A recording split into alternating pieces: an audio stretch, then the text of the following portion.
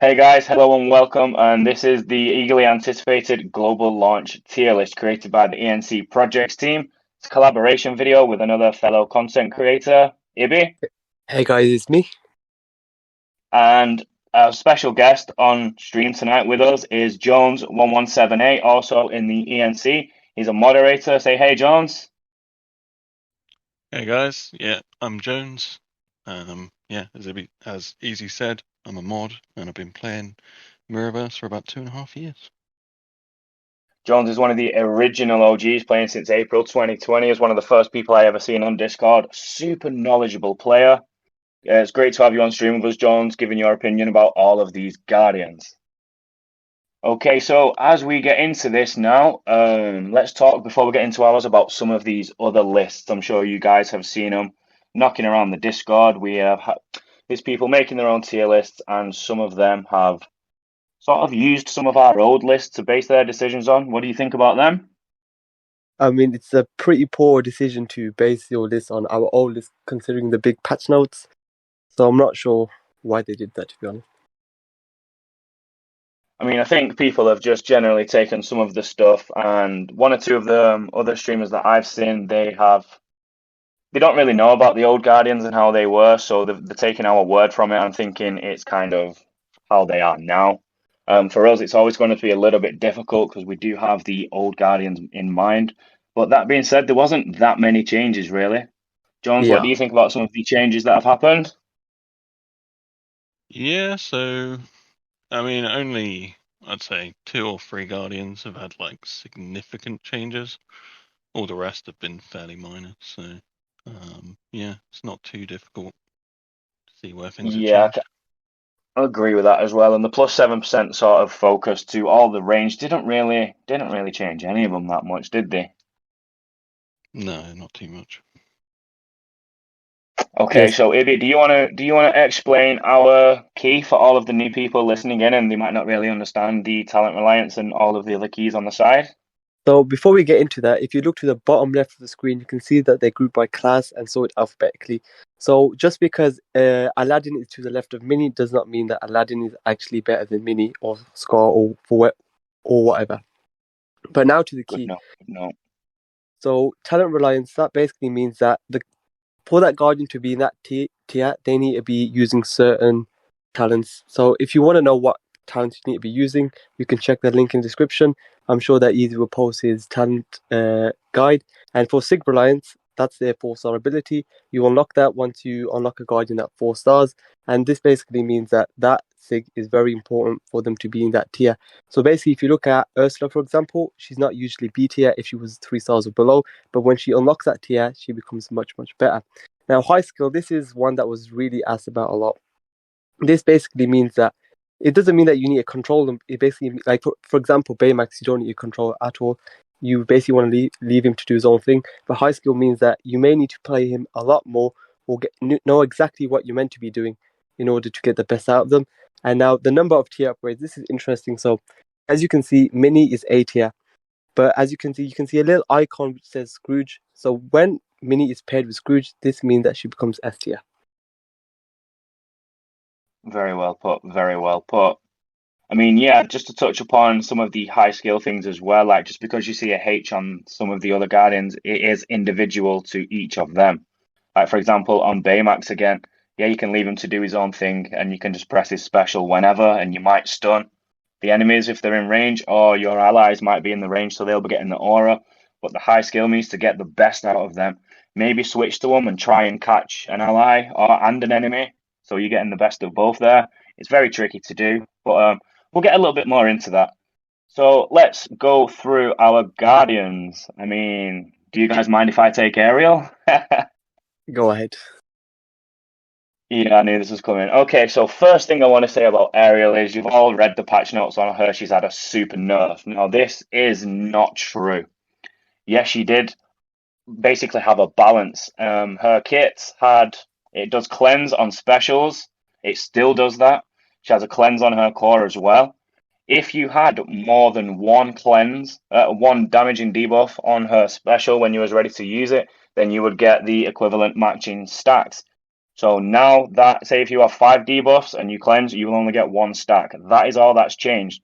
When using a melee though, it's not very often you'll catch a damaging debuff, because when you're playing higher levels, you should always be dodging and trying to dodge the damage as much as possible.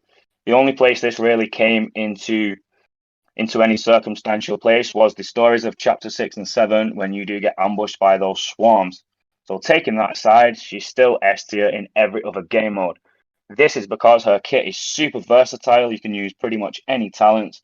She self-stacks, she purges, she self-heals. She's got good damage. She can take a hit more than most other melee units as well. All round, in my opinion, and the opinion of everyone in the ENC project team, she is the best overall melee. She isn't the hardest hitting. There are other ones that hit harder, but for utility-wise, plug-and-play options, and just the general basicness of her kit, that's why we rated her in the S tier. Agree, guys? Yeah, 100%. But something I'd like to add on that is that where her massive damage, she can still reach that if you choose a specific team comp, and we'll get on that later on in the video. Well, Yeah, who'd like to take yeah. Jack Skellington? Because this is a Guardian that nobody's going to have in this game. No new player is going to have Jack Skellington, so people really want to take about this one. They really want to know what's going on. Yeah, I can chat about him. I've had him a pretty long time. I got him 5-star pretty early on. So yeah, Jack Skellington is a great support in my opinion. He's personally my favourite support. He does a massive heal. It's mainly only to 2 other guardians and not so much to himself, but often that doesn't actually matter too much, because supports will usually keep away from damage.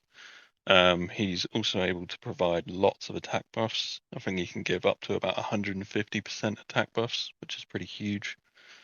He's able to give defense debuffs to enemies, and he's able to purge attack buffs from enemies.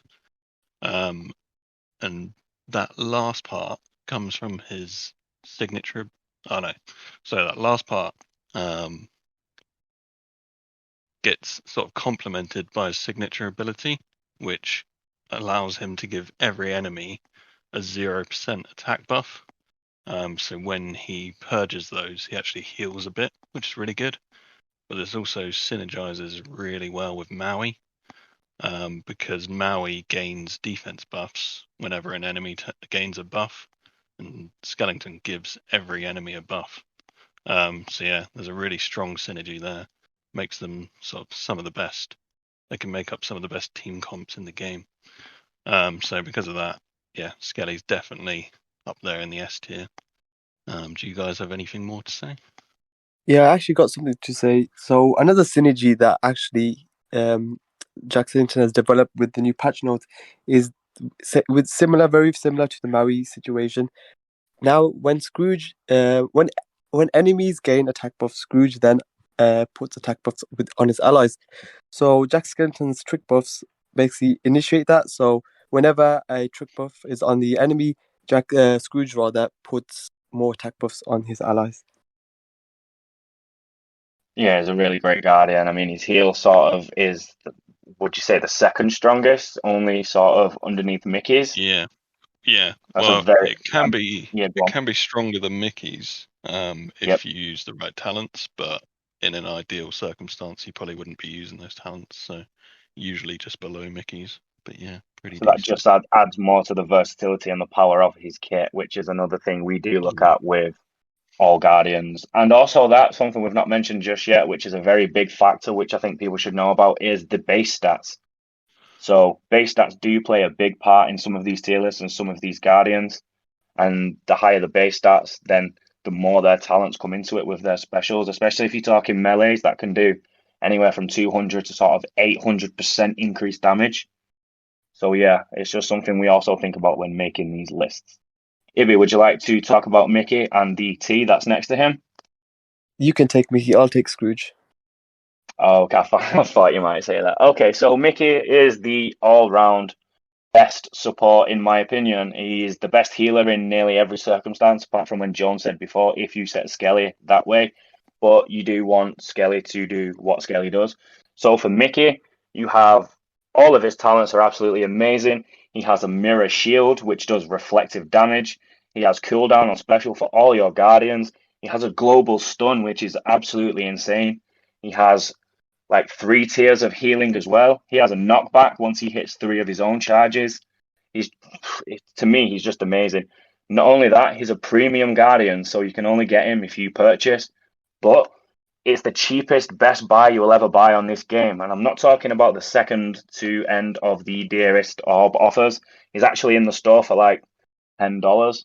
So a lot of free to play people have actually just sprung for this one because you won't really need anybody else to get a great start throughout your Mirrorverse journey.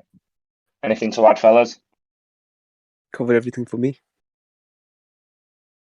Yeah, no. Pretty much covers everything. He does have quite a lot of versatility in his talents for buffing other teammates as well. So he can get You can focus just pretty buffs, much he can drop give him in attack every buffs, team, he can't can you, give as well? Like, defense buffs. So yeah, there's not a single basically team whoever he you can't pair play him in with. double tank. Yeah, exactly. He can buff anyone, which is pretty good. Go on, Ibby, let's tell us all about Scrooge. Tell everybody about what's happened with Scrooge and why he has jumped from, say, C, B tier all the way up to S. I know you're excited for this one. Yeah. So I actually was fighting a lot for this S tier placement. So something that wasn't very good with Scrooge was that he relied on getting 10 coins to get the maximum heal. Now that's no longer the case. He's got a base heal that doesn't change, and that's where the chunk of his healing comes from. So even if you're at 1 or 2 coins, you can still get a good enough heal to help your team survive, which I think is a huge improvement. The second change is that he now applies attack buffs on his allies, which is insane, which now means that he's no longer just a ranged support. He also supports melee guardians, which means that he can fit in a lot more teams. And the third change is simply the coins are a lot easier to get, in my opinion. Before you had to rely on RNG, but now you can literally change to Scrooge and then make sure you're getting those coins and making sure you're hitting those 10 coins as quick as possible. That's about it. You pretty much nailed it there for me, mate. Yeah, Scrooge is just crazy. Just like Okay, probably the so best guardian for buffing melee or ranged guardians. He does like crazy amounts of them. So yeah, definitely worth S tier. okay, boys, so Zurg, the first ever ranged guardian in S tier that we have seen since the very early days of Merida's power reign. I Gaston mean, said what are your that. first impressions of Zurg? He's just broken. Like that heavy attack. It don't make sense. I'm kind of Like, scared to talk about him in case he gets hit with that banhammer. He's going to get nerfed soon. oh, no, nice detail. What are you talking about? But also not even just the damage, his armor steal. That's also a very very big thing. He can just stand right in the corner and just gain massive amounts of armor. Just insane. Basically, just a turret. It's just a minigun, just a sentry. Just leave him there, buff him up, protect him at all costs. I mean, I even named the builds on the team comp guides, turret and minigun or something like that. He's just He's just ridiculous. a And the very fact that unique place. you can just dash around and avoid damage without even any penalty and then carry on shooting. Yeah, I do And think let's that talk a was little bit well about his intended. talents as well, though. His talents are pretty unique. Like you said, he does have that armor steel, which is the first of that kind. You know, it's a very unique mechanic specifically to him. Yeah, And he does look amazing. Let's face it, he's been hitting the gym. Megatron. People have been comparing him to Transformers. Yeah, like he's one of the best visually appeasing guardians for me. Finally, a reason to invest in your ranged. Yeah, I've been slacking in that department, definitely. But you know, we're on the way now, especially since Tron came into it as well. But we'll get to him soon. Anything to add about this S tier? Anybody that we may see in S tier soon? Minnie possibly, but we'll get Really? Yeah, to that. still testing her. Shout out to Jay Red from our alliance as well. He's pushing super hard to get Stitch all the way up to A and S tier. I mean, I think we've got a long way to go with that, but he is pushing super hard. He's testing him so much. I mean, maybe one day we'll keep it in mind.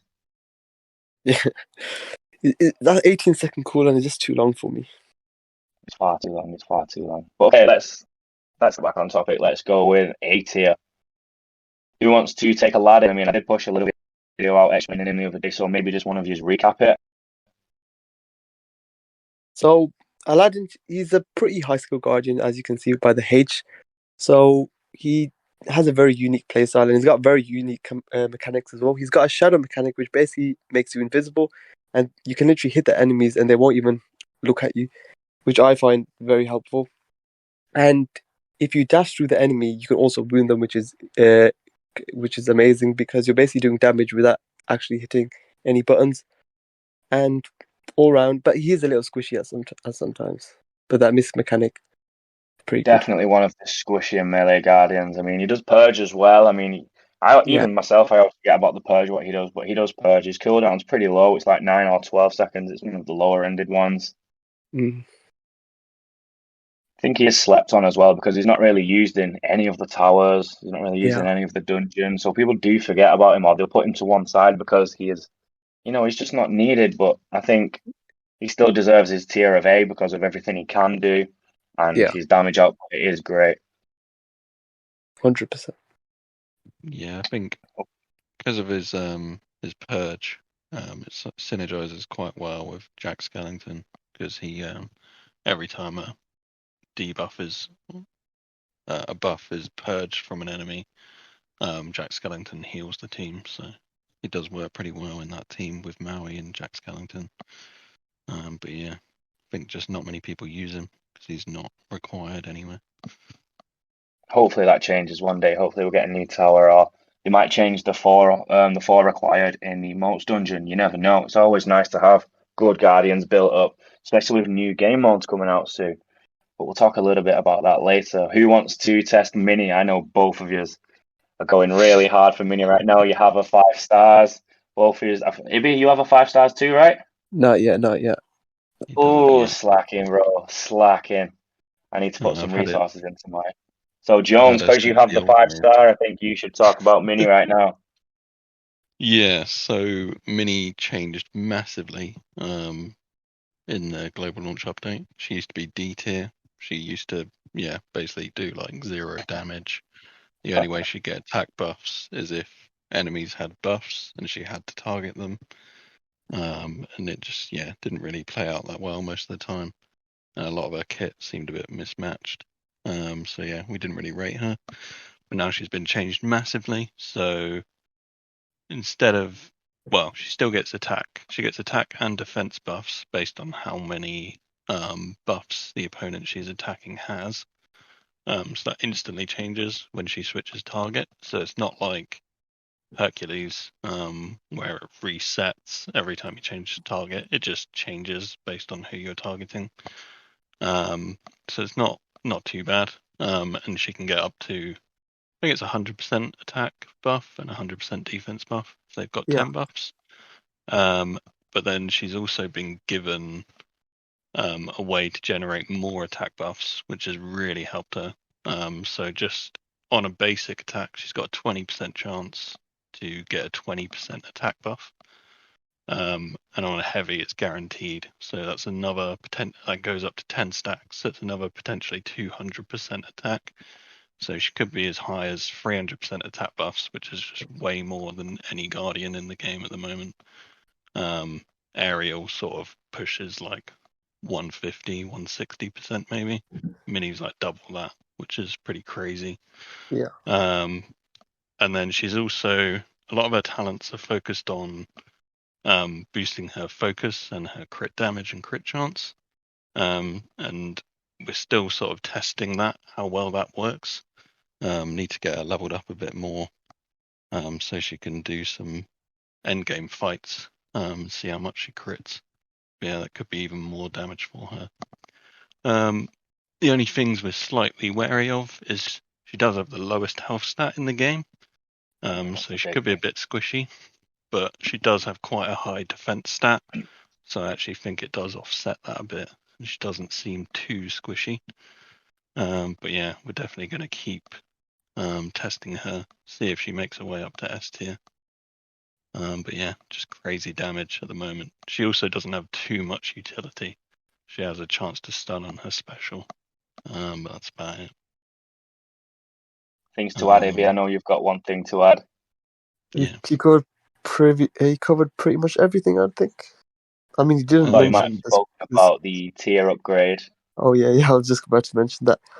So Scrooge basically just increases focus, and because Minnie is so reliant on focus, based on a kit, her damage crits just go insane when paired with Scrooge, and that's why I reckon when paired with Scrooge, she's S tier. How's her burn improved? Has the burn improved what she does when she has her special? It can reach across the entire map if you line it up right, and pretty sure it burns everybody in sight, doesn't it? It doesn't stop at the first enemy. It does. I think that's kind of stayed as it was before. They actually made it a bit weaker, so Yeah. I think Ooh, she's just less reliant on that burn to actually do damage. It's still there, but but she's got more attack I don't know. overall, which is generally nice Yeah, because so she the burns will be was focused stronger. on burns. Yeah, the burns will be stronger just because of her attack buffs. They obviously scale off that as well, which is why they made the burns. I think they last slightly less time, maybe, or they're just slightly less damage per tick. But yeah, it's still there, still useful to have.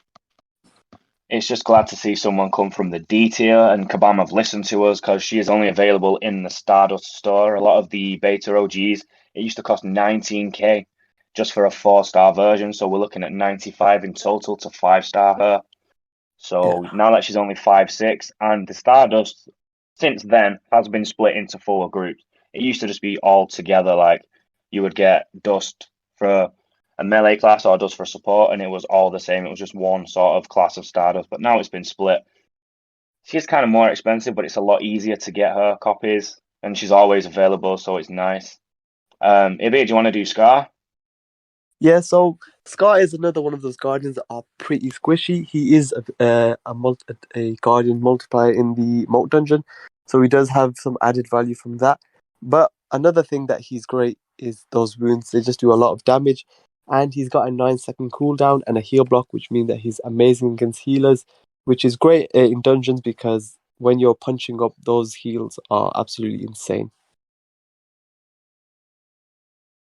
He also stacks up to 10 times, and his stacks don't reduce with time, do they? They just stay there permanently.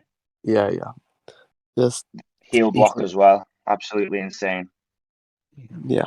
Scar also is actually is another guardian who might synergize quite well with Scrooge, just because he gets wounds on critical hits. So definitely worth testing him out with Scrooge a bit, see if he can get More decently wounds. boosted crit rate and get more wounds going. That's I where a think lot of it's his safe to damage say comes that from. anybody with Scrooge these days is taking Yeah, significant boosts. it's crazy. Like Scrooge and Jack Skellington, if you want to get the most out of your team, you need to pair him with these two recently. Hiro as well, if they're in the high tech synergy, just kind of work it between them three, and you're getting Yeah. all kinds of mad crazy buffs. Okay, so next up we have Snow White. I think we should all talk a little bit about Snow White because we all have very similar experiences. For me, I think she's capable of doing some fairly decent damage output, and she is extremely tanky for a melee guardian, which is pretty rare to see. Yeah, especially when you've got guardians like Scar and Minnie that can barely take a hit. It's kind of the flip. For me, she's kind of the reverse Mr. Incredible. He seems Yeah, more like damage output than tank. I think they should switch roles basically. possibly. You know, I mean, isn't she like not too far off a tank, and he's like not too far off a melee? Even with his slight nerf, he's still doing significant damage. Yeah, you can still run Mr. Incredible as a melee. I'm not sure if you can run No Way as a tank. I haven't tested it that much. I mean, Yeah, I've just pulled her kit up now. much. She's immune to poison. Each Yeah, thorn charge she has, which 50% defense at max stack, so that's 5 stacks. Basics and yeah, heavies from melee or tank rolls. The thorns are dealing damage, so if you do hit her while she has her stacks, it's basically like a spike shield. If you do hit her, you're taking damage back. it's similar to Mickey's ability. She also It's has a weird that lure, she has a lure as which well. Yeah, it's weird that she has that. really weird. it's Up it's the 50% of only the melee time. with lure. That is a tank ability, isn't it? Yeah. Yeah. It probably could switch roles.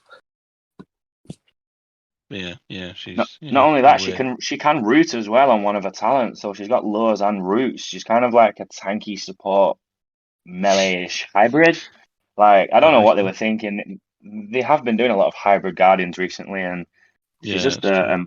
a mishmash of everything. But she's super cool, and because of that, I do think she's A tier. It's very warranted. Yeah. Yeah, I I think mean, I so. do need I, a I haven't update.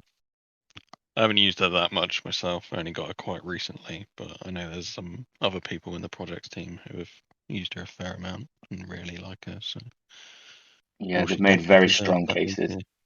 Yeah. Okay, so next up, Baymax. Ibby, do you want to take Baymax? Yeah, so Baymax is a very interesting tank. So he actually supports the entire team. But in order for him to support the entire team needs to stay in his aura. And that's mainly why he's high skill. And he also has a stun on his special, which is especially useful when you're trying to counter people's specials. But in dungeons, it's not that useful because you're always getting stun immune, or you're getting you basically the enemies are stun immune, so it basically becomes useless. And when that stun is useless, I find that Baymax is a bit squishy. But when he's up, he's very very solid. I mean, just to touch on his signature ability as well, though, when you start putting points into that, he does heal whilst you're in his armor field. So you are getting armor and you're also getting HP. So just looking at him now at level 20, anybody that's under 25.88 HP, they heal 1 second every time they're in that armor field, and that goes well with his elite talent. The elite talent basically makes the armor field last longer and it scales 0.5 seconds per.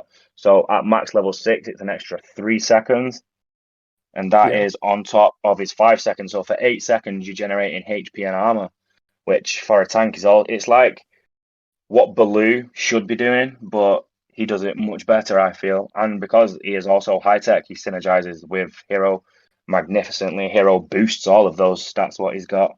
yeah. Yeah. Anything to touch upon, Jones? No, I don't think so. I think that covers it. He's yeah, really solid tank. Always has been. Carries on. So definitely a good option. Now I'm gonna do Oogie, but before that, I'll let one of you two do Mr. Incredible because I know you two have more experience with him than me. I've only recently just got him to 5-star level 60s. Can't wait to use him and get some of your input, but I know both of you have played with him a lot more than me. So I think I'll take Mr. Incredible. Go So for it. Mr. Incredible used to be by far the best tank, but I do still think he's the best tank just because of he's got decent survivability and his utility is insane. You can just keep on knocking down the opponent again and again. It just it's crazy good when you're trying to play against Maleficent and anyone with dangerous special abilities. The one nerf that he did get, which is the reason why he dropped from S tier to A tier, is that his attack buffs now only last for 5 seconds. Before it used to just last until the end of the combat. However, you can still reach that massive attack potential when you pair him with Skelly or Hiro, not Skelly or Scrooge, sorry. But he is reliant on those allies, so that's why he's in A tier and not S tier. Yeah, I think when I first read his nerf, I thought it was going to be worse than it was. But basically, it dropping to lasting 5 seconds instead of the whole combat basically just means he sits at about 5 or 6 attack buffs most of the time. Yeah. Whereas before he was sitting at 10 pretty much the whole time. So his attack buffs have sort of cut in half, which is quite a big damage cut. But because his damage was so insane anyway, he still actually has really decent damage. But when you It kind pair of him felt with justified. Well. but when he's paired with Skelly and Scrooge, he sits at about 12 to 15 attack buffs, which is better than what he was. Yeah, yeah, that's I Skelly and mean, Scrooge. he's one of the slight nerfs that did feel a little bit justified, wasn't he? Because he's still the best Yeah, tank, and he was the best tank before, but he was just a little bit too insane. Kind of like how Zurg is now, and we're all a little bit wary of if they're gonna like Exactly like just. him.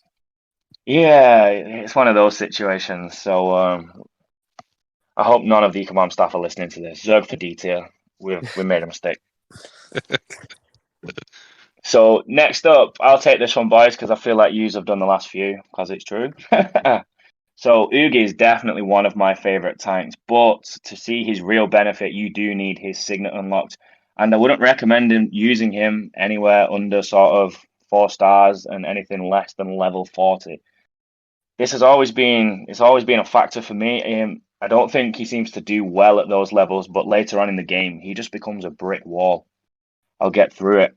So on his signet ability, the bugs that he uses do have a chance to stun, and it also does additional damage. He's a bit of a bruiser, kind of capable of doing decent damage. Core ability is the bugs, which he sends out every 4 hits that he receives. They do 10% attack debuffs that stack 4 times. Moving on to his talents, though, he has a couple of decent talents. He can actually attack, buff, block the enemies.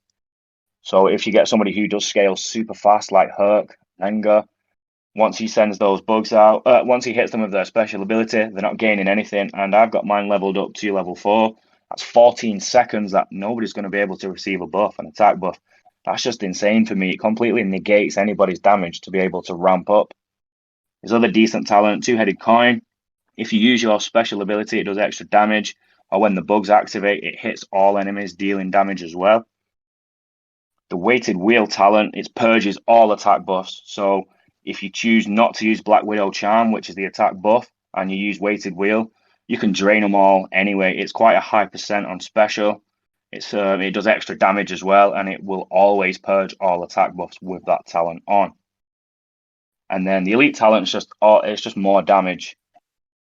But to touch upon his special ability as well, like I said, it does all the debuffs. It does 600% damage on top of everything he's got. It's only 9 seconds. It knocks back as well, so he does have an interrupt. But just to touch upon his levels again and his attribute stats, level 40, 50 and 4 stars above, he has very, very high HP and defense stats. So for this reason, I think he deserves to be A tier. Anything to add, fellas? You covered pretty much everything. Yeah, no, I think you've got it all for him there. Yeah, I do like definitely Oogie, I won't lie.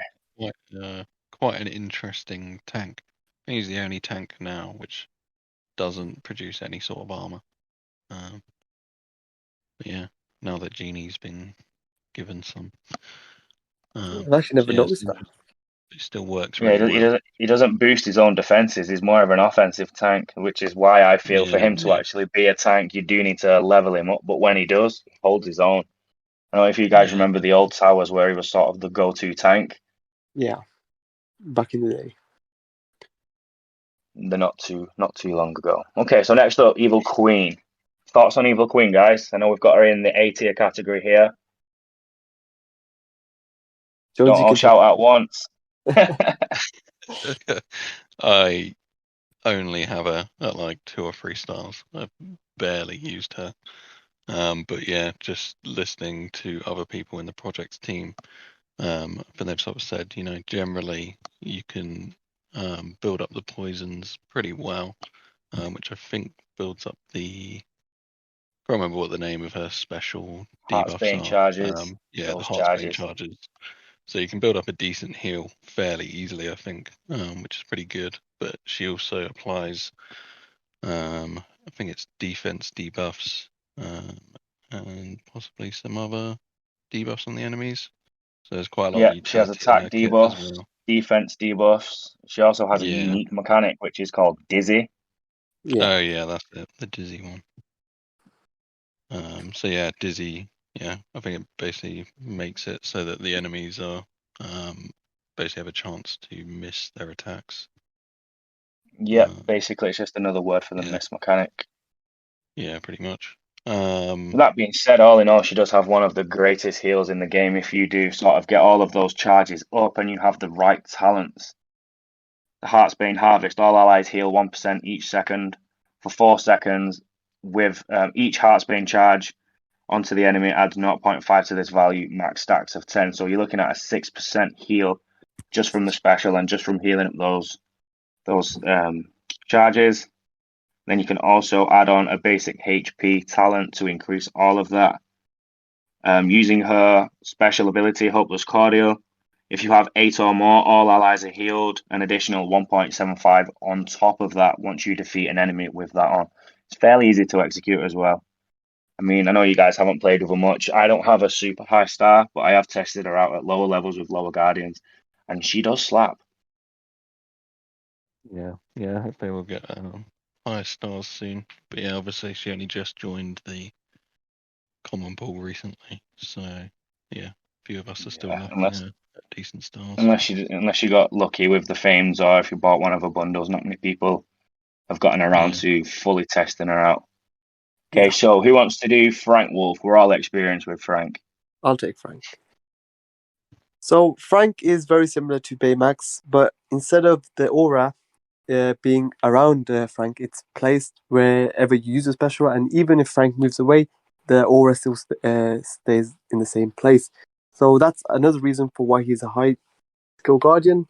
You need sometimes you need to switch over to him and then move him over to where you are or your other allies, and then apply the special ability. Otherwise, you won't get any heal because the actual person needs to be in the aura in order to start healing.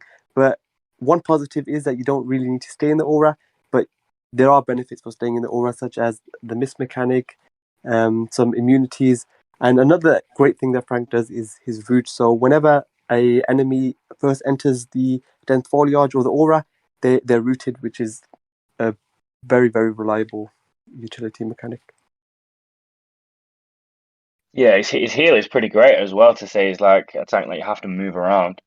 As you mentioned, he does have resistance. There's 60% resistance to wound shock and poison effects.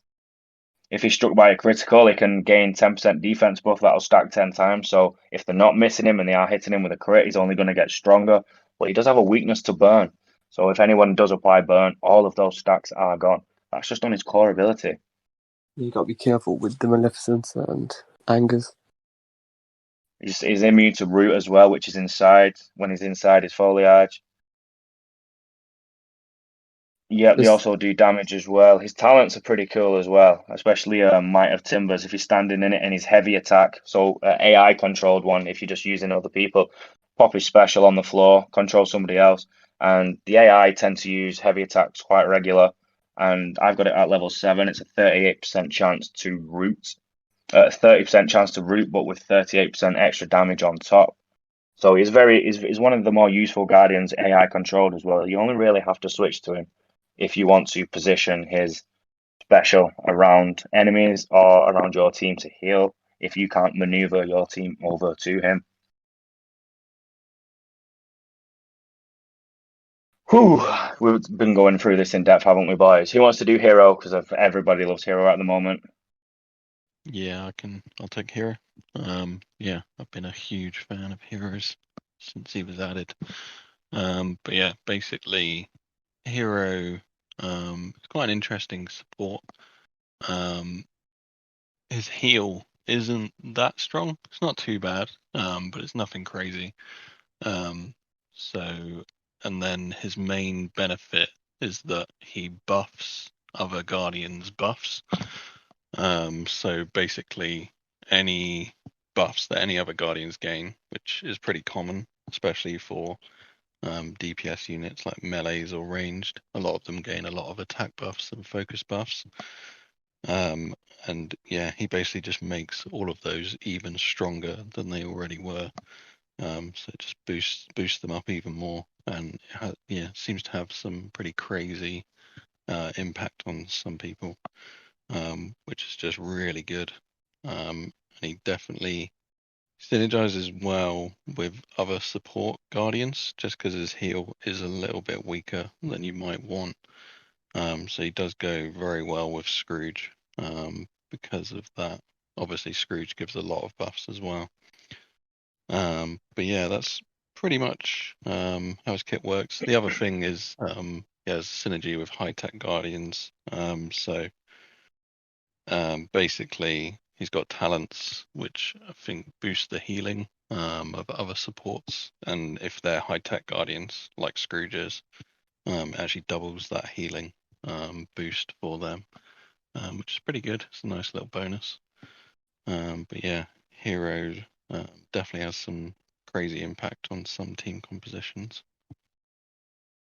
For me, You he was guys the got any first other Guardian thoughts? that came into the game with actual synergy. Like, this is high-tech traits. When traits first came in, there wasn't anything. And then Hiro came along and it's like, right, this Guardian does have specific synergy. And as you mentioned, the talents as well. You're on about the sustain module, which connects to supports and tanks. When you do that connection, it does boost both of them. The other talent is the offensive module, which is the damage one.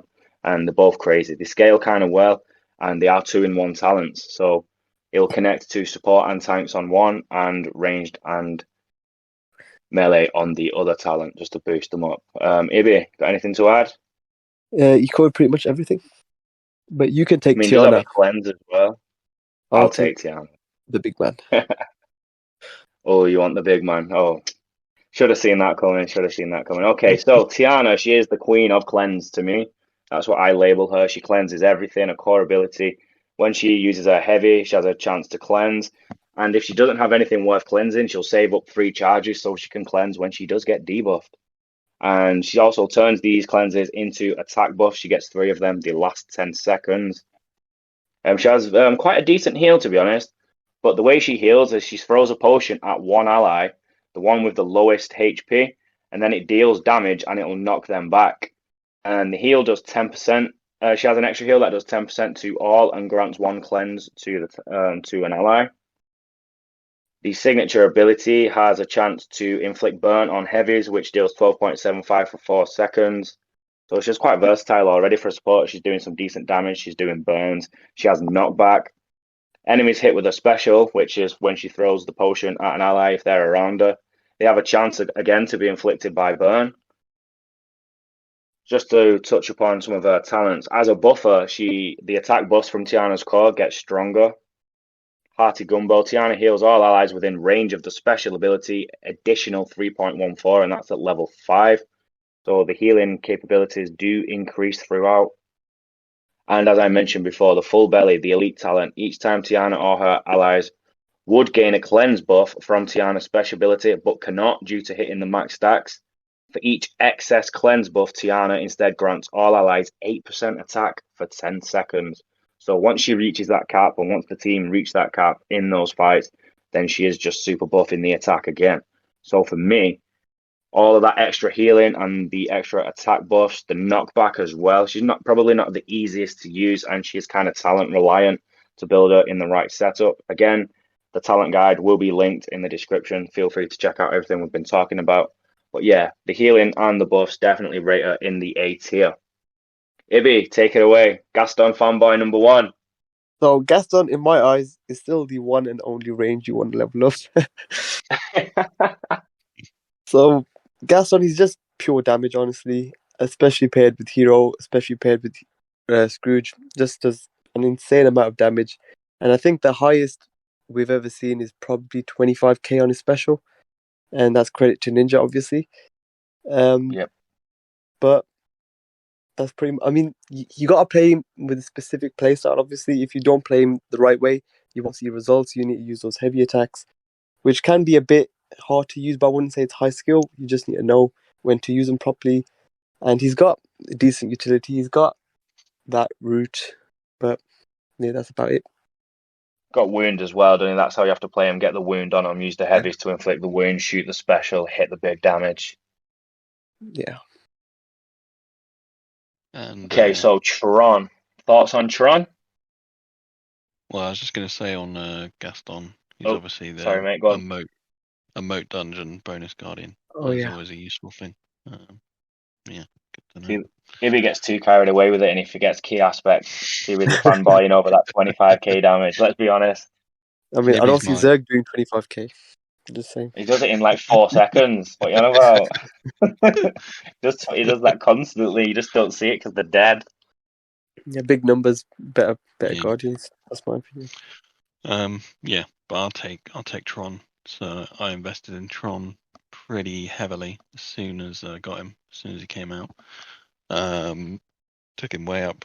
But yeah, he's definitely an interesting guardian. He's very good against groups of enemies. So his heavy attack, he basically throws his disc and it ricochets around a bit like Goofy's special and hits loads of enemies. And yeah, basically, if you can get all those ricochets to crit, they can sort of be doing thousands of damage to every enemy. So if you've just got like 2 enemies, it'll just fly back and forth between the 2 of them, dealing like several thousand damage every single hit, which obviously stacks up pretty crazily. And he's also got on his special. His special is a bit like Maleficent's. It's like a full screen special, hits every enemy. But what makes it even more special is that it also stuns every single enemy, making him only the 2nd ranged guardian who can interrupt specials alongside Buzz. But he can interrupt, everyone on the screen, which is pretty crazy.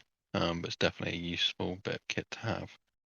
And his can be made guaranteed. That's actually on one of his talents, but once you max it out, that stun's guaranteed every single time, which is incredibly good.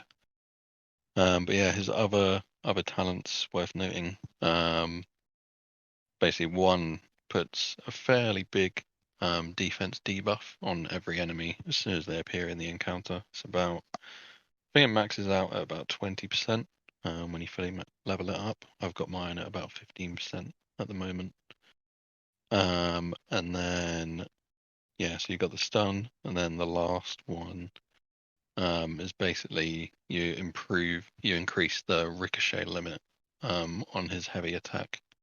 So it goes up to 4 ricochets, so it can do 5 attacks in total. And I sort of had it hitting, a few thousand on each attack. So in one heavy attack, he's sort of doing about 15,000. And mine was still, a fair bit lower level than the Gaston, who we saw doing 25,000 on a heavy. So in the right circumstances against groups of enemies, he's really good. But when you're against a single enemy, he's okay. Does good enough damage, but it's just nothing crazy. So that's why we put him in A tier. One thing I'd just like to throw in as well, on the same talent, that almost guarantees the stun when you level it up. Mine's at level 3, so that's a 42% chance to stun for 1.5 seconds. But it also grants 10% debuff to all high-tech allies at the start of an encounter. So again, we do see a lot of synergy and trait-based love for high-tech guardians. It's the main one in the game right now. It's kind of making the high-tech tower a bit more easier, because for me it was the most difficult, because I didn't really have those guardians and I didn't really have them leveled up, the ones that I did. But now these newer guardians coming out, like your Hiros and your Trons, they all seem to be high-tech focused or have actual synergies. Like, as soon as you walk in, Tron's already put in these defense buffs on your high-tech guardians. So if you was to pair Tron, Hiro, and Baymax, you're already buffing each other up, and they're already a lot better just for putting them together than they would be separately. That was just another key thing I wanted to throw in. Yeah. Anything you want to add, Ibby? Anything you think we've missed there? You've pretty much covered everything. Gaston sympathy. One one thing. Once you have your signature ability as well, if a hit from Tron's heavy is not critical, all ricochet hits from that heavy attack have a 10% critical chance. Was also boosting himself with crits. And then the only guardian in combat, if he's the only one left, he gets a 10% attack buff. This is at max, by the way, of his heavy attack, and a 50% chance to knock back on enemy targets. So yeah, if he is like the last man standing, they do buff up his damage, his crit chance, and the heavy attacks do have a chance to knock back. So he's not actually sort of weakened by being on his own. He's actually a bit stronger, and he may be able to clutch the fight if you're in one of them situations. Okay, so that's S and A tier. We have the big bulk of the B tier now. And I mean, most of these Guardians haven't changed, so we can fly through these pretty quick. I mean, we can just talk about some of their kits, what they do, and why they're in B tier. And I think first and foremost, we should specify what B tier is, because a lot of people seem to look at B tier and think, are they worth doing? Are they not worth doing? Now, for me, B tier Guardians are still pretty great. They may not be the best in their class, but they are great at what they can do. Some of them can be made a lot better if they're in the right specific team, but to me, that specific team might not be viable in all game modes, so to speak. And then one or two of them have just been placed there because of changes what they've had. What does B tier mean for you guys? I'd say They're definitely usable, but they're just better options out there. Yeah, yeah. I Yeah, mean, I was some gonna people swear by Donald Duck. Ivan. Yeah, I But think yeah, for let's B go tier, on. Go on, I John. think they're not generally reliant on being in very specific teams. They can sort of plug and play a bit. But yeah, just not the best in their class. But still pretty flexible and usable. I mean, if I was to re-roll and I got a 5-star B Guardian, I wouldn't be unhappy. I'd be quite happy about it. I mean, anybody getting even if you started tomorrow today and you got a 5-star hook and the rest of your team is 3-star, then that hook is going to shine. He's going to carry you all the way through to a certain point. Just like to point out that these tier lists are kind of built for like 4 or 5 stars, level 40 and 50 onwards. So they are a good gauge on what to use your resources in and who to work towards building. That doesn't mean that any of these guardians will be trash at a higher star when you are first starting out. This just means if you start to get to level playing field, get to challenging content, and want to actually punch up above your weight, this is where that tier list comes in. So yeah, let's get to Anna. Who wants to talk about Anna? I don't really have much Yeah, experience, so I'll hand this over to one of you I guys. can take that. I've used her a bit. So I only got her at 3-star. But I did level her up sort of right away, quite high, and tested her out a fair bit. So she's got quite an interesting kit in that she's basically able to apply almost any damaging debuff just by doing basic attacks. She's got 25% chance, but they only last for 6 seconds. And basically the way she works is she applies these with a basic attack, and then you try and hold a heavy attack for 1 second, and she'll gain a bunch of attack buffs equal to the number of damaging debuffs on enemies. But it's quite difficult to get that number of attack buffs significantly high, and they are only 5% attack buffs, not the usual 10% you get on most melee guardians.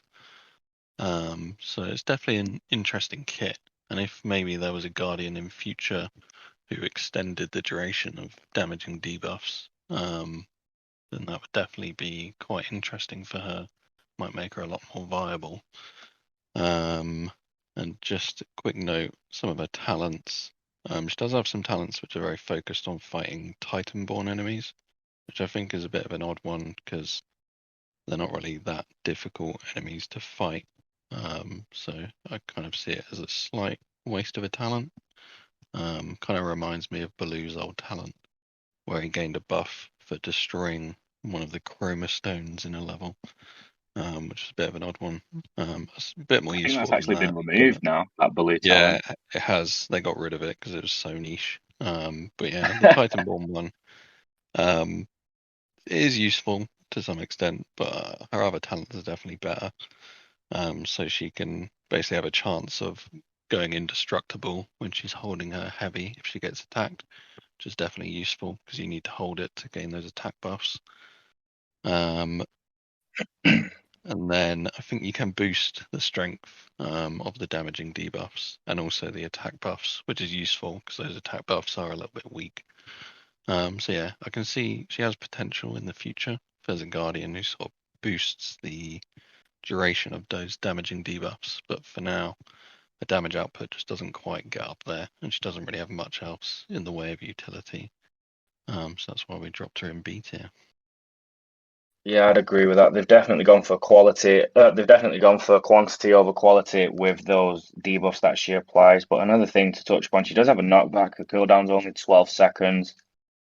She has a 60% chance to inflict each of those, and they deal 6% damage per second there if you look at her special. Signature ability, though, Relay Strength, she resists 20% of burn, shock, wound, and freeze damage. So all the debuffs she puts out, if she's inflicted with them herself, then it's not the same. She'll take 20% damage from them. Her own damage as well is increased by an additional 1% up to 5% if you have her. So she seems pretty SIG reliant. That's maybe something we could add to her as well if you are looking to get some extra damage out of her. Touching upon that Titanborn, I always get these names wrong. The Elementals. Touching upon the Elementals, I think Since they have balanced Ariel's cleanse, so she won't get, as we spoke about earlier, she won't get all of the extra buffs she used to. I think kind of could be a good option for Chapter 6 and 7 as well to deal with them, because those are the ones you do get swarmed in, and you can get caught out by them. I've died a few times when I'm using Guardians that don't have like a wide range, or some of the tanks that have auras to kind of interrupt them as well. So maybe she's like a bruiser type who can just run in and put debuffs on them and do extra damage to them. I think she'd be a decent alternative if you don't really have Ariel. Might be able to get you Yeah. through some of those trickier levels in Chapter 6 and 7. Yeah, just thinking about that. Scrooge also used to be really good because obviously there's a lot of time-born enemies who run around. Scrooge used to gain coins based on how many enemies you'd killed, but he doesn't work that way anymore. So, yeah. Also, Scrooge doesn't benefit that well from fighting them anymore. So maybe Anna does have a bit of the upper hand there, where a couple of Guardians Ye- don't perform so well anymore. Yeah, I mean, if you're trying to build towards a story and you don't really have a higher Ariel, because some people out there aren't going to have like higher Ariels, higher Hercs. It's we've got the experience and the luck of being in beta for all this time, so we've kind of got all of the main people kind of built up.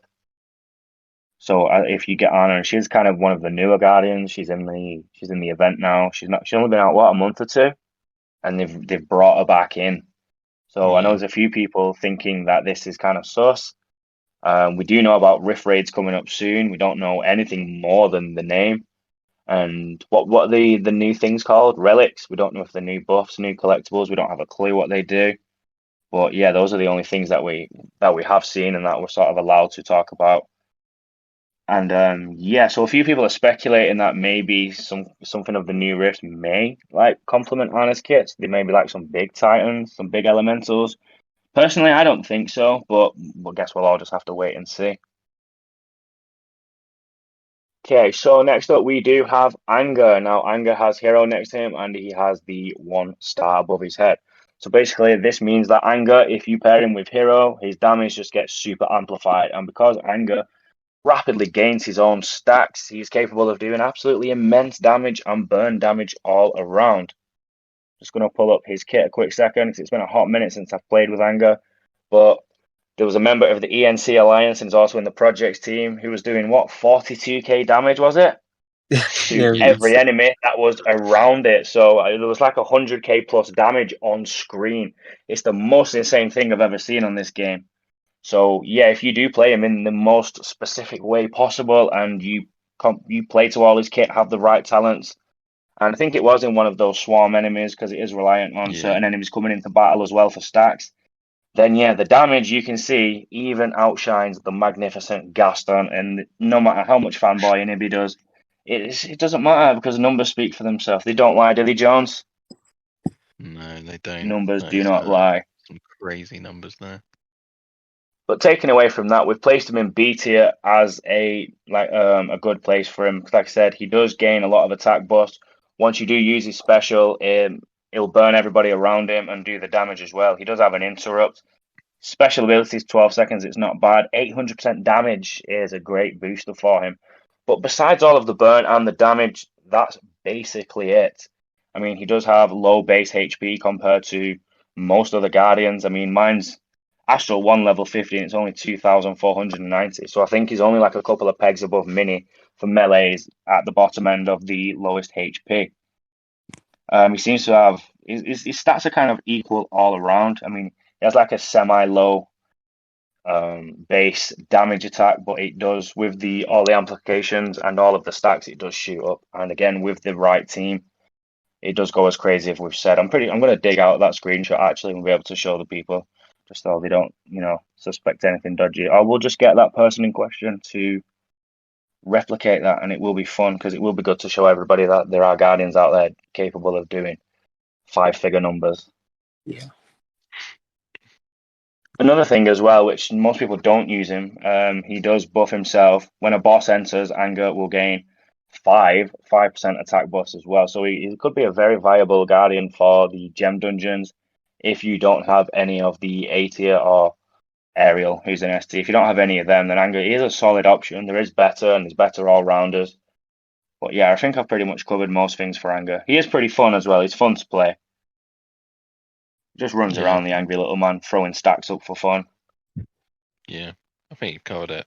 I guess, yeah, the main reason he's B tier is because all he does is damage. Pretty much doesn't do much else, but he does it really well. But yeah. Okay, It's not so fun. Hercules, who wants to take Herc? I'll take Hercules. So Hercules is a very interesting guardian. He gains both focus buffs and attack buffs, but he also is able to gain indestructibles when you're defeating an enemy. This is only a chance, but obviously if you get that signature ability up, that only gets higher. So he's also another great option for the Titanborn or the Elementals or whatever they're called, because they're easier to kill. There's more of them to kill, so he's going to be indestructible more often. Yeah, he does have that great ramp up, doesn't he? Like if he hits enemies, he gets attack. If they hit him, he gets focus. So either way, his damage is going up. But one of the downsides with him is when Yeah, he does switch, then he loses those stacks. So basically, you want to run in, focus one enemy, and just bash them until they're dead. Basically, that's it. Another thing as well, like you do seem to see Hercules as a fractured enemy in a lot of places around the game, and he's basically just food for Maui's ability as well. So anytime an enemy gains those attack buffs, Maui gains the defense and armor, and then when he consumes them, it turns into armor for his team. And you do see Hercules as an enemy, so yeah, it just basically gets countered by Maui. It just makes life a lot difficult. So for that's true. that's one of the reasons we dropped him straight into the B tier. I mean, he was A tier for a while, but the more the game developed and the more levels got complex and the Guardians changed around, he just felt like he was a bit of a hindrance as well sometimes. He's very squishy as well, as he'll be covered. So Mulan, who wants to do Mulan? I mean, Jones. You'll be on this. You've been in the game since the beginning. Has she always been in the game, or did she come as like one of the first wave of new Guardians? Yeah, so she was, I think she was the first new Guardian in the first wave, potentially. Yeah, I think she was, her and Baymax. But yeah, she's a pretty solid Guardian. Similar to Anger and Herc. She just does a lot of damage. But yeah, not too much else. So yeah, basically, the way her special works, basically her swords fly around her and just hit all the enemies around her, which is really useful. It's got quite a big range, and it does a lot of damage for 5 seconds. One of the downsides to it is that it doesn't knock back enemies, so you can't interrupt specials with it. She's one of the few melee guardians who can't do that, which is a little bit annoying. But she does also have decently high defense and some talents, which help her gain armor and boost her defense, which is quite interesting. But because she has a really low health stat as well, she does end up being a little bit squishy, even with all that armor and stuff. But yeah, basically just really high damage is basically what she is. But that's about it. Nothing else much going on with her. Okay, so next up on the list we have Stitch. And I mean, Stitch has had a lot of changes, hasn't he, guys? And I mean, Jay Red loves Stitch. He's another member of the NC Project team. He's in our alliances as well. And this is what he says. Said, I think if his attack buff wasn't a single stack, max, he could potentially have an argument for A tier, but I can't waste my time with and some words that I can't read out because they're not suitable for everybody. He also posted a massive post in the main server for feedbacks of Guardian saying they've basically nerfed his damage some, and he wasn't the best sort of damage dealer to begin with. It was pretty good, and it was on the way up, but they've kind of lent into the defensive side of his kit. They have also increased his special cooldown time. It's gone up to 18 seconds, which I believe is the highest in the game. So basically, they've made it mandatory for you to use his elite talent, which lowers his cooldown. So at max, I think it goes to 5 or 6 seconds. So it will drop to sort of 12, but it just seems like an unusual thing to do because they should have sort of buffed his damage a little bit more, and also they've made it beneficial for you to switch in between his forms now, whereas before it wasn't really beneficial to do that, was it, boys? It was what did you have to do? You still have to kind of stay in one of his forms to get the damage. You would lose out on certain other things. You would become heal blocked. His kit's a Yeah. bit of a complicated mess, to be fair. I mean, maybe one of these boys can explain it a little bit better. Yeah, I think I probably can. But yeah, basically the way it used to work is you would just want to sit in the molten form as long as you can, because that's his highest damage output. But the way his talents worked is that you wouldn't get any benefit from his metallic form, which basically gave him like boosted defense and immunities to a lot of things. And he wouldn't get benefit where one talent would give him boosted damage on special when using his special. You'd only get it the first time you special, and then you'd stay in molten and never gain it again. I think now you do actually get that boosted damage even when you are in molten, which is good. Yeah. And also you get some boosted defense from the metallic form, which is also useful. So yeah, it's a little bit better now. You can sort of switch around the forms, and it has benefits because those benefits carry over into the other forms. Yeah. But yeah, he's lost his damage quite a bit, which is a Yeah, bit but annoying. he used to also be heal blocked when he was in metallic form. They actually have removed Yeah, that, and they have also removed his immunity to root, which I think is kind of weird. It was a nice thing to have, and I'm not sure why they thought they had to remove it. They kind of took a positive and a negative away from him and then sort of buffed his defense, lowered his sort of attack, but made it beneficial to switch in between forms. I mean, it's not the most straightforward Guardian to play as it is anyway. But yeah, Yeah, those changes, what they've made from the old Stitch to the new Stitch, they didn't help matters. They didn't make them much worse. But we recently buffed him from C to B anyway. I think it was in the last tier list, or maybe even in this one, just based on some of the stuff that J-Red said and a couple of others in the projects team. But yeah, yeah, he is capable of doing some decent damage. But I mean, basically, if you want a harder hitting melee, go and pick one of the above, or even one of the previously mentioned in B tier. And if you want someone that can do damage and also be tanky, go and pick Snow White. This makes more sense. Like, why would you want to overcomplicate things with this Guardian? That being said, his kit is really cool. He is fun to play the way he jumps and dashes around the screen. You know, that doesn't come into other things like how good they look aesthetically and the kit and the costumes and stuff. But you just had to comment on it because I'm just looking at him now and he does look awesome. Moving on, we have Woody. Ibby, you want to touch upon Woody a little?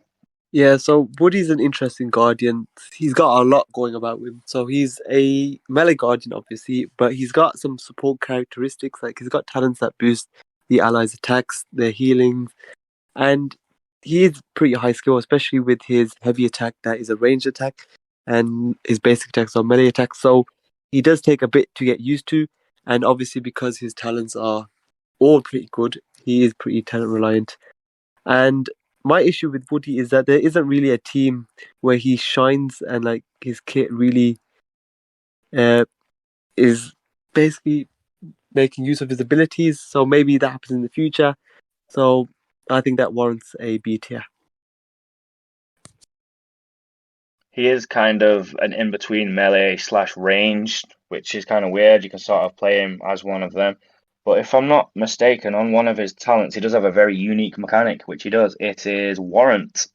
And what Warrant does, it's a unique effect to Woody. The target is blocked from gaining or granting attribute buffs, so they can't be buffed up.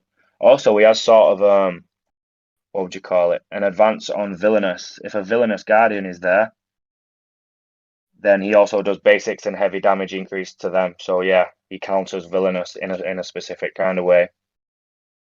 I think he has another unique debuff as well, doesn't he? Is it Stifle? Which basically stops enemies from using special attacks, which is quite interesting. That is kind of very useful as well, yeah. Yeah. Also, for each of Woody's allies that are leaders, the chance to cleanse increases by an additional 11.43%. So I'm pretty sure Ariel's a leader guardian, right? Is she? No, she's not. Seafaring. No, Is she's it not. sea? Oh, it's royalty, isn't it? Yeah, my mistake. Royalty So in this anybody that's a game. leader as well, if they do cleanse, it'll be increased, and if not, they will have a chance to cleanse anyway. So he does have his uses. It's just hard to find a sort of team, and Right circles yeah, he there. doesn't. Yeah, he's kind of a three-way hybrid between melee, ranged, and support with the way his kit reads. Again, he just Yeah. seems like one of those experimental guardians. Some people love his kit. Some people love the way he looks, and some people don't. I think it was Guest Gaming who first came out with the term Clint Eastwoody. It still cracks me up to this day. It was definitely worth mentioning.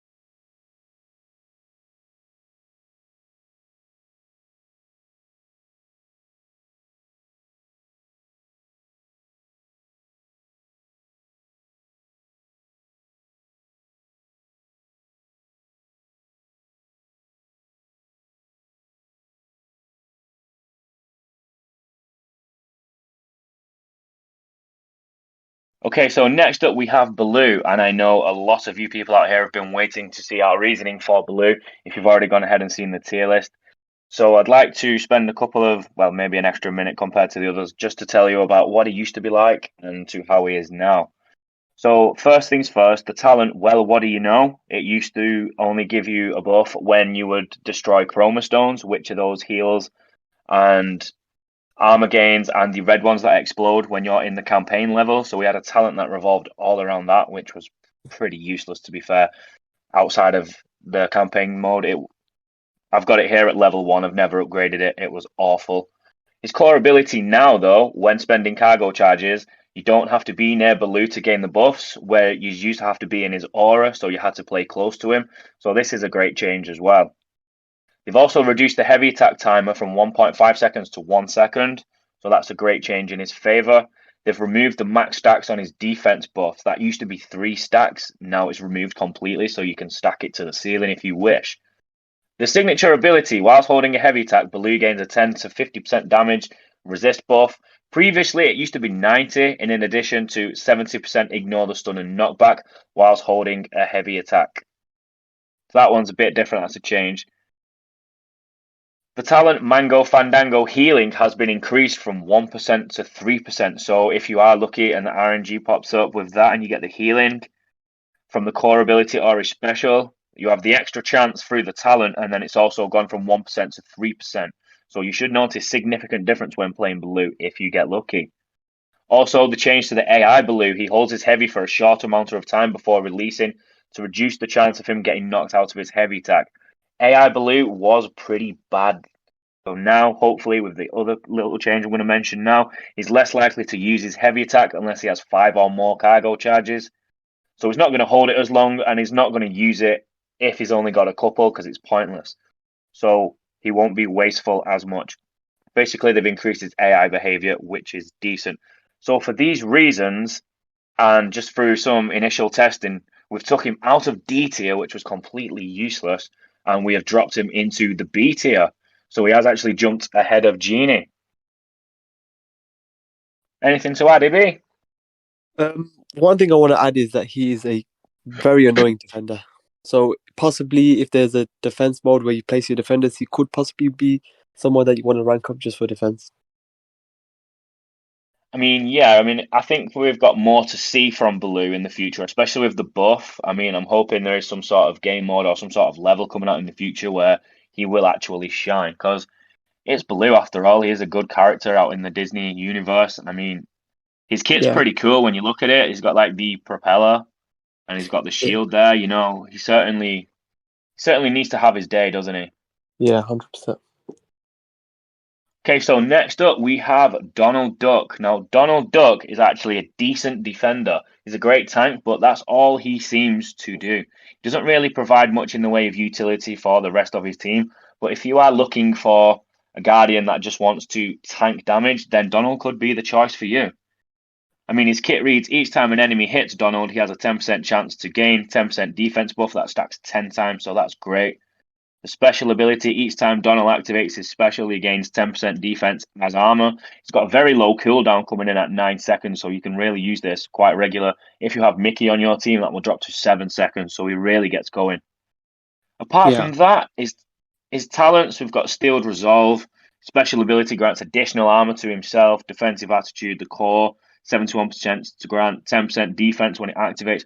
So he's really all about buffing himself to stay alive. And if, like I said before, if you're just looking for a Guardian to eat a lot of damage, Donald is the one. And he's also free to get just by using your laurels that you'll get from your alliance. And he's in the laurel store, you'll have a chance to grab him that way. Yeah, I'd actually say that's one of his negatives because at the end of the day, you don't want to be spending your laurels on those characters because of those tier 4 diamonds. They're so precious, and I reckon you're going to just switch over to them very, very soon. So it's going to be very I difficult to mean, aim for yeah, high stars. I Unless agree. you That's yeah. that's um that's new game player versus sort of end game player. I mean, for the Yeah. longest time, I was wasting lots of my laurels getting. I think I've got Goofy at Astral 1 or 2 and Donald at 5-star. I was chasing that 5-star Donald. Yeah. But in hindsight, yeah, I really should have been buying those tier 4s a lot earlier.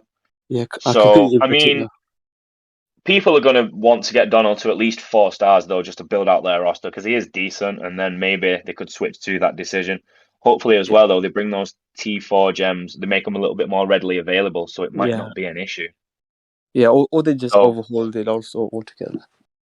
yeah, fair enough. Ibby, you want to take Maui? You want to explain all the things going on with Maui there on the tier list? Yeah, so I'll take Maui. So as you can see, Maui's got a lot of icons around him. So firstly, you'll notice that Jack Skellington's next to him. This basically means that there's a little bit of a synergy here. And you'll also see there's a small S next to Jack Skellington, which means that for this synergy to work, he needs to be Sig reliant because of those trick buffs. So what do those trick buffs do that benefit Maui? It basically means that Maui can gain defense buffs, which he can then turn into armor. So this means that when they are paired together, Maui, who is B tier, normally becomes S tier, which is and he's also talent reliant from the team. But there has been some changes with Maui. So the first change is that he now is able to gain defense buffs from his heavy attack. This is only a 50% chance, but this now makes him more reliable in cases where he would not be as effective without Jack Skellington.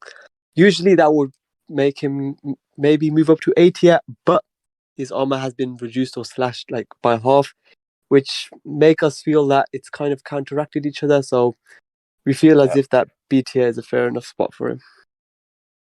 Yeah, I'd agree. The only other thing I'd say is when you used to play Maui, especially if you've got Jack Skellington on the team too, take advantage of those trick buffs. You'd get to like 5 stacks, maybe 6, 7 stacks out of 15, and then you could pop his special. Everyone on the team had full armor. So now you Yeah, just kind of have to let that run, maybe up to 9 or just touching double figures to get like 75% of armor. So it's still very, very good. But as Ibby said, the two counteract each other for us, and without sort of Jack Skellington or other enemies on the team that don't self-stack their own buffs, you'll tend to see the downside to Maui. I mean, he can tank a little bit better than what he can usually, but nothing without the Jack Skellington. I mean, the self buffs that he'll do will come into play if you play that way, but you will have to take over him. So a little bit of manual play is required if the match isn't set up to his way. yeah, he's on the edge of A tier. Yeah, he is. He is. He's capable of doing some decent damage as well if you set him up. But anyways, next, let's move on to Ursula. Now, Ursula is B tier.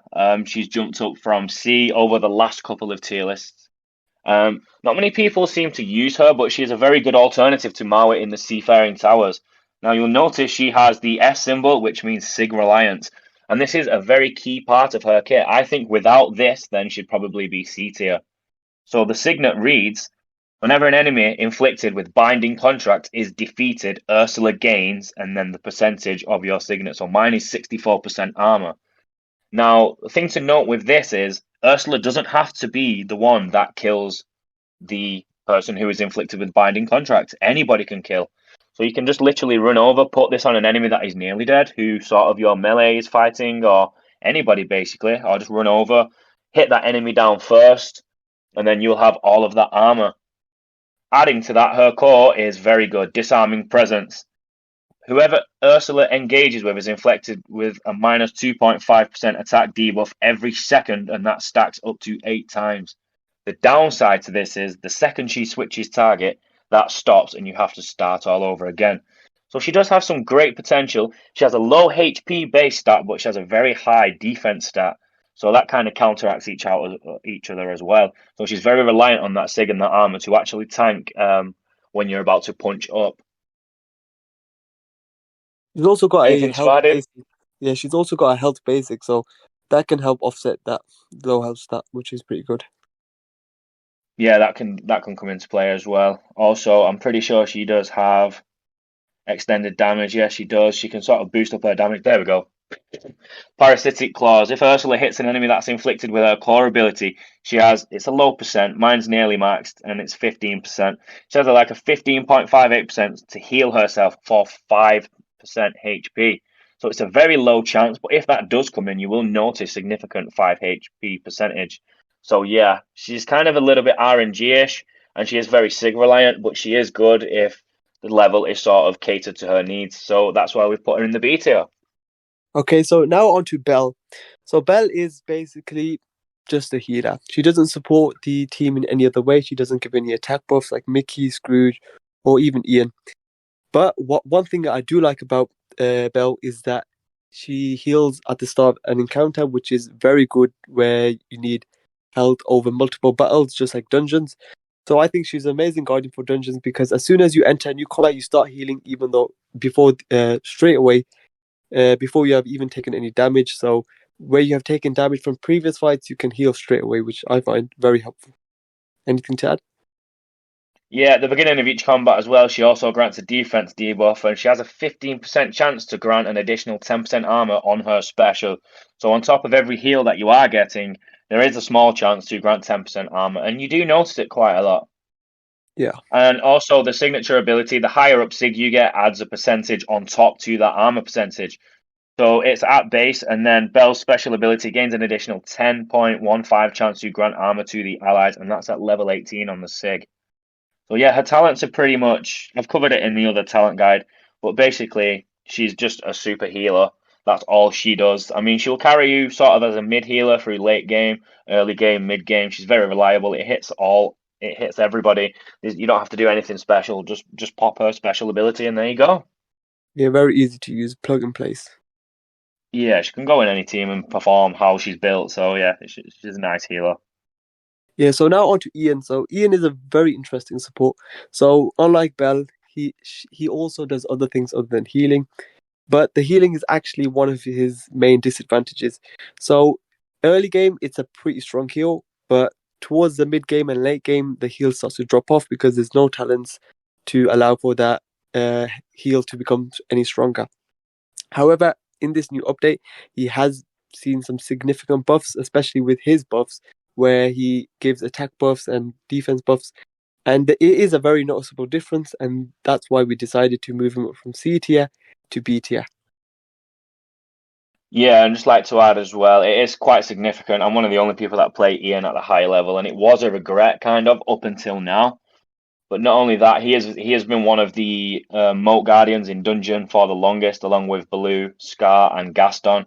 So if you do have like a 4 or 5 star Ian, and you was thinking about should I do it, and you don't have the other sort of dungeon guardians, then don't feel bad, just do it, and yeah, he'll carry you quite a long way. And he is great at the buffs. He's a better buffer than a healer, and it Yeah, is noticeable. But could yeah, work in a double support team. yeah, he's not a bad investment. I mean, there are better supports, but he is not a bad support by any means. Yeah, Okay, so next up we have Jack Sparrow. I'll take this one if you don't mind, DB. yeah, all good. Yep, so Jack Sparrow has the high skill and he also has 1 star above. So if you play this Guardian with a high skill level, it's kind of high skill and it's kind of chance and luck. So anyways, his kit, he has a cleanse that cleanses everything off all allies, which is great. But also he has a chance to increase his healing capabilities if you are healing an attribute debuff which you have been affected by. So that is 1% per attribute debuff on all of your teammates. So this, if in the right circumstances, on top of his normal healing at base, and then crossed with the talent Sympathy, which heals an additional 0.89 at level 6, and then an additional 0.89 with every curse charge. So let your curse charges run to 10, which is the max. Heal up with these attribute debuffs, and then he will heal every single person on your team to full. Now, the thing to note with him, and this is why he's not any higher, is because this very rarely happens. There's not many Guardians in the game, especially as fractured enemies, that give you attribute debuffs. Not damaging debuffs like wounds, the attribute debuffs. So we felt it was worth noting this, and it's in his placement. That's why he has the start and the high skill. But the chances of it happening are very slim. So the best we feel the best place for him is B tier, just based on his normal play. Now he does have a talent that can boost up his focus. I mean, some people put it on, and now focus has become more of a thing in this game because they've sort of raised the cap and it's all about the crit damage. So yeah, that is an option if you wanted to put it on, which does contribute to his kit, but is a mid tier healer and a great cleanser. Yeah. Now, moving on to Buzz. So, Buzz is a decent range guardian. He is one of the only range guardians that can basically stun the enemy, which is great in a multitude of circumstances, especially when trying to counter some specials, especially like Mao and Hades. Uh, he also has an ability that allows him to strip armor very easily with his heavy attack and special ability. So possibly in raids, who knows, he could be an amazing guardian because it's all percentage based. For I think its special ability removes like 100% of armor, which is insane. That could be 200,000 armor for all we know. So he could possibly be a very, very good guardian. Anything to add, Yeah, Izzy? just like yeah, his stun is 9 seconds, which is on his special. He applies a lot of shock. So pop your special off if they are shocked and it will stun them. His special hits all enemies that are behind. It doesn't just stop at the first one. I just want to touch upon two of his talents as well. The focus fire one, when you remove all of an enemy's target armor. Now, I've actually been in a battle where I've kind of took advantage of this to see how high it goes, and it does run up to 99. But the damage does stop, and the focus does kind of stop. I'd say around 15 to 20, or you don't notice anything after that. So you're literally just running numbers up on a screen. He doesn't become like some super damaging, super critting machine like you would. He's the textbook version of somebody who reads better than they actually play when you do try this. And also the energy shield one, the critical hits give Buzz a certain percentage defense buff. This again can also run up to 99, but somewhere along the way, I couldn't tell you the stat on this one, it does stop. Also, he is high-tech guardian, so he is useful in the tower, and like I said, 9 seconds stun. It'd be covered. It is one of the only range to interrupt. So yeah, I think that wraps up Buzz for me. Yeah. All right, so now we're moving on to Elsa. So Elsa's a pretty interesting guardian. She does have another aura similar to Frank Wolff's, where she just drops it down in the middle. But one problem is that I have with Elsa is her signet ability. She actually needs to stay in her aura in order to get that attack buff, which I just find a bit pointless because you don't really want to be standing there anyways. And she does synergize well with guardians such as Frank Wolff because of that route. If you put the aura that Elsa lays down and Frank Wolf's on top of it, you can basically make sure you're applying those defense debuffs from her talents as well as that extra damage. Yeah, if you Anything you throw want to in add? Baymax to the mix as well, you can sort of trap them in that aura. She also has the North Wind ability, which is it makes her immune to freeze. Every 10 seconds, the North Wind comes in, does 10% defense debuff. That stacks 10 times, so it's 100% defense debuff. And if they also have that debuff, the North Wind does extra damage as well. So the way to play Elsa is you need stun teams, root teams, or lure teams, basically to keep them in that aura whilst you're throwing your basics as well. I think that's the best way to play her. I mean, it's not optimal. It's not what you want for a ranged. You just kind of want to sit back and cast. Yeah. But yeah, you have to be a bit extra to play with Elsa, and that's why she has the high skill tier. Yeah, exactly. You can take Goofy. Fair enough, Mr. Goofy. I do like playing with Goofy. It's very interesting. He has another Guardian that's like Tron, but he was the original. He has the ricochet on his boomerang. His boomerang does have a chance to stun. He's kind of crit reliant, but he also does armor block, which is something we've got to mention about Buzz. Buzz strips a lot of armor. That's how he gets his defense stacks. And he also does more damage with his shocks to people that don't have armor. But we're on to Goofy, and yeah, he has armor blocks and it also does 200% damage on his special. His signet has a chance to crit, and he is kind of sig reliant as well, which is why he has that thing. He has the sig reliant image on him. And what the signet does, it increases his ricochets for his special from 1 to 7. So basically, he's getting all of those ricochets everywhere. It's hitting 7 people. It does pretty good damage. He can do a wound as well, but he is super squishy. And I mean, most ranged are squishy as is, but Goofy is amongst the squishiest of them.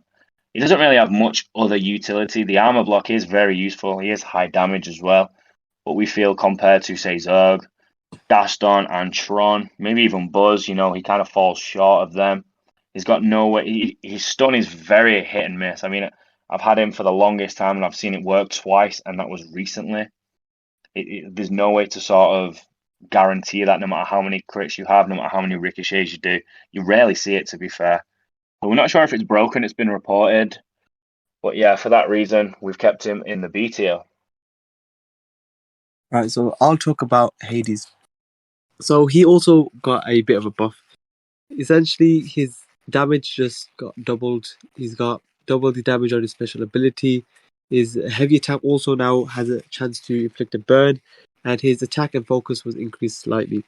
Another thing that is very, very interesting is that Hades now purchases indestructible buffs from all targets hit by his attack, which means that this possibly could be good for raids, maybe against the Genie boss, where that indestructible is just there for a long time, and it's maybe a timed mode, like you want to finish the fight as quick as possible, and Hades could become meta, but we'll just have to wait and see. Okay, so on to Judy Hopps. Now, Judy has been slightly affected by the recent patch notes. So power level, defense, and focus have been decreased slightly. And I mean, as we were touching upon, range being squishy, focus she was kind of dependent on. And what slightly means is a 1 to 15%. We don't know the exact numbers, but it could be 1%, it could be 15%. But it has been pretty noticeable. She's not applying as much of the shocks as she's done. That being said, she has quite an amazing range. She's got super high utility.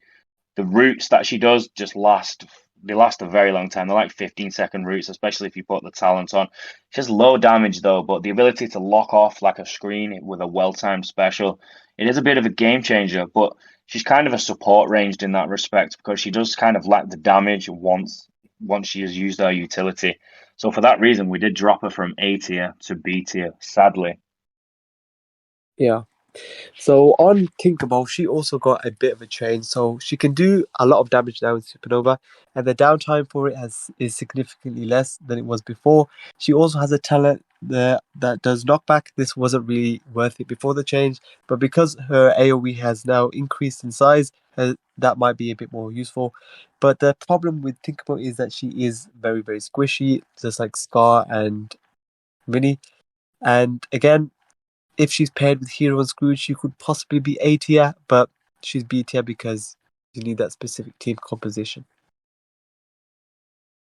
Moving on to the C tier, we do have Rapunzel. Now, Rapunzel is borderline B tier for me, but we've chose to remain it into the C tier because she's kind of basic. She has decent attack stats. Her talents are quite well. Whenever Rapunzel has 4 attack buffs from her core ability, she will do increased damage. Basically, what you want to do is you want to consecutively attack the enemy. You'll get her stacks, and then you will use her special. The downside to this is it takes a while to build up, and once you've used it, chances are you won't get the chance to use it again unless you're in very long fights. And as you get to the higher parts of the game, her damage doesn't do as much as the others. She doesn't apply any damaging debuffs. She does, however, have kind of a fail-safe ability once she drops below a certain HP. If you have her special talent on as well, she will heal an additional amount. So she kind of has like a half-second life, which is useful. But she has decent damage. She is needed in the special levels of Chapter 7 in all difficulties. So there is that as well. A signature ability, Healing Rays. It heals other allies as well. She's one to watch for us moving forward. Like I said, she's borderline B for me. But if you're looking at damage or a melee that has more utility, there are better options. Now onto Sully. So he's a bit of an offensive tank, again, just like Oogie and Mr. Incredible. But the issue with Sully is that he's just a bit basic. He was one of the earlier Guardians. He does not do anything for the team, and that damage does not warrant him being any higher. It's just a bit low for him to just give all the defense and all the armor to himself. But one thing to take note of is his signet ability. It's a very, very, very, very interesting low ability. So when Sully or one of his allies drops below 20% for the first time in an encounter, he gains more attack and he lowers all the enemies for the remainder of that combat. So obviously you can't do this for the entire fight, but if you're in the final wave, this can be really, really useful. So you can just activate this signature ability and just dodge around while your melee or your range does all the damage. Next up, we have Mike. Mike is still in C tier, but however, he was recently moved from D tier over the last two tier lists. Now, Mike is like a very basic hero. He's high tech as well. He boosts his allies. His signature is great, but you really need to have at least 70 stacks in it, which no one does. And yeah, what he does is he kind of boosts all of his allies. His heal is pretty weak, and you have to use his heavy attack to kind of use that heal itself. The armor gained by all allies is stronger if you use that talent. He basically just boosts every other part of everyone else's kit. But he kind of just feels like a bit of a kind of useless support. Like there is other supports that can do what he does, but better. He is very squishy. Yeah. I mean, Yeah, I so reckon if you have him very higher, very, very high signet and like all talents maxed, then he may be useful in two healer teams or two tank teams. But yeah, initially, he's just not a guardian that people tend to use because there are a lot better healers out there. There are better buffers. There are better of those two combined. So yeah, the C tier is definitely where he belongs, in my opinion. yeah, and he was previously used a lot in the high tech tier because of all the changes with Scrooge and other guardians and like Minnie. I don't think he's gonna ever touch the high tech tower ever again, to be honest, unless he gets changed. It's kind of been pushed down, been pushed away, hasn't he? So next Yeah. up, Maleficent, maybe. Yeah, so Maleficent, she's actually immune to burn now, which is pretty much needed in my opinion. It really didn't make sense why she was in the first place, so that's a great change. And the main change with Maleficent is that her talents have been a bit adjusted. So instead of it applying, so Venge of Wrath, the attack buffs used to just apply when she was at 25% HP, but now they trigger at 75, 50, and 25. So it's more spread out and it has been slightly increased. But my problem is that she's just losing health, and because she's a range, you don't really want to lose health. You're going to be at the back anyways, so there's not much benefit in this talent. What do you think? Yeah, I mean, I used to run two of the advanced talents, which was cruelty and spite. I never even yet really used to bother with wrath because, like I said, that was the below 25% HP one. But now you will get it three times, won't you? At 75, 50, and 25. So it does increase her damage. But as you said, any guardian that is reliant on losing HP, especially a range, is just not. It's not something you want to do. It's going to be your last guardian to die if you are a range. Let's face it, because you're always going to be away from the danger. You're going to be dodging. That being said, though, she is capable of dishing out some decent damage if you do put a lot of resources into her. But don't be fooled by the enemy Maleficents because they are a lot stronger than your Maleficent will ever be. She will Yeah. absolutely wreck you if she's an enemy, but when you get her on your side, it doesn't seem to pan out the same way. And I've got Electroclasm at 5, and that's at 26% burns and shocks. With the 7% increase to all ranged, which it hasn't really added much of a difference to her. Like she's not applying those debuffs that she does. She's not applying them at a reasonable rate that you would hope for. So yeah, I really did want her to be better than what she is. The rework was decent. It wasn't really. It's not changed her position much. So apologies, Lyra. It's not what we wanted, and that's why we thought. So next up is Genie. So he's actually had a bit of an interesting change. So he now actually gains armor when he goes indestructible, and all those indestructibles are now no longer reliant on talents. It's all in his core ability, which is a pretty good change. And the talents were replaced with defense buffs, more armor, and he actually is able to make allies indestructible from his elite talent, I believe. But all in all, it's just a slight buff in my opinion. It isn't much to warrant a B tier placement, so I think C tier is the perfect place for him right now. Yeah, when testing him, I was slightly underwhelmed. I mean, I did notice all the extra defense and stuff he's getting on himself, but he's still like he's still taking too much damage. Like they need to up some of his stats. They need to up the HP or they need to up the defense because he's still getting to 75, 50, and 25 fairly quickly. Yeah, And the the buffs that he is getting, you're not noticing him taking any more hits between each increment of 25. So say from 25 to 0 HP, he's not like super tanky, like you'd want him to be. He just feels the Yeah. same as going from 100 to 75 or 75 to 50. That's what I found with him, Yeah. And which he was a has had which was a change, which was a shame to be fair. and he has had a bit of buff in attack, but not really enough to say he's better than Mr. Incredible or Oogie in the offensive tank I region. wouldn't even say he's as good as Maui in that range. I did notice him; he's a little bit stronger in attack, but I think personally for me, yeah, he's another Guardian that's reliant on losing HP, and as tanks do. He's going to be the first one that does lose HP, but I think he loses it far too quickly, and the buffs just aren't good enough towards the. I don't think you can punch up like 2K with him as your tank in your team or 1K, no matter who Yeah. you paired him with. I don't think it would be fairly possible in challenging content, which is a shame because it's Genie. He deserves so much more. Yeah. It's a staple of Disney. But just to skip back, because you kind of skipped over Merida there, you got no Oh, love for Merida. did I? Okay, so talking about Merida, what you need to do is keep the Wisp focus on before you cast her specials. Now, she has had a change where apparently she wasn't gaining the increase when she uses her special in crit in the focus. So we went ahead and tested her and we didn't really notice anything different.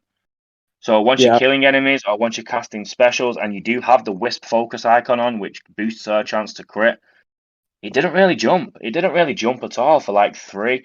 I think it might still be a little bit broken because I casted two or three specials with Wisp Focus, the damage didn't change.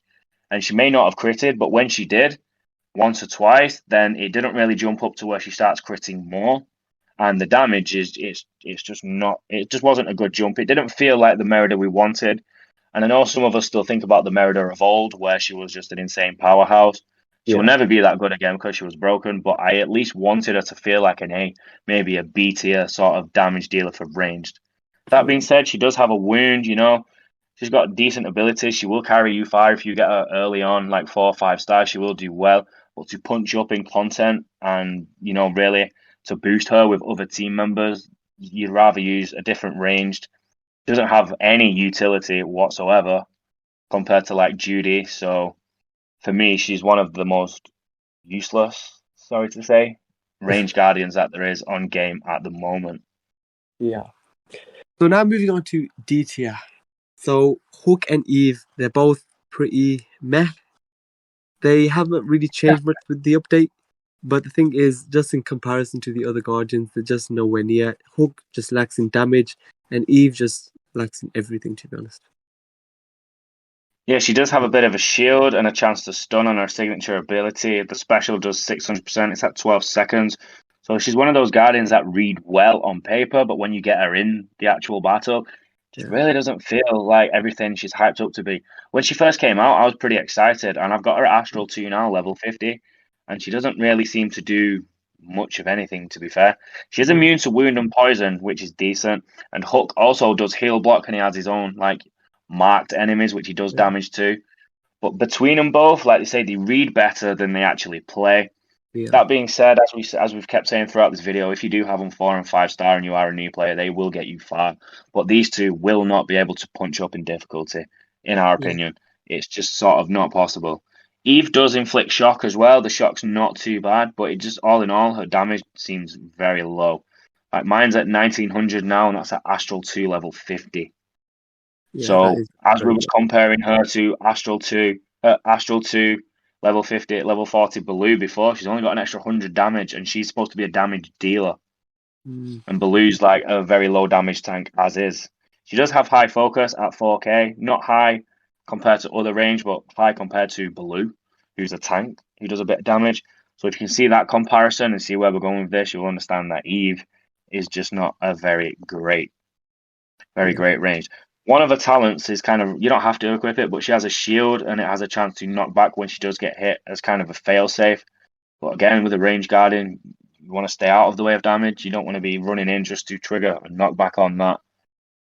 Her special, it only deals damage, doesn't interrupt. It will hit another enemy if they are immediately next to them. It says like in a small area. It is literally a very small area. It's not even like a fifth of the size of everybody else's aura. It's tiny.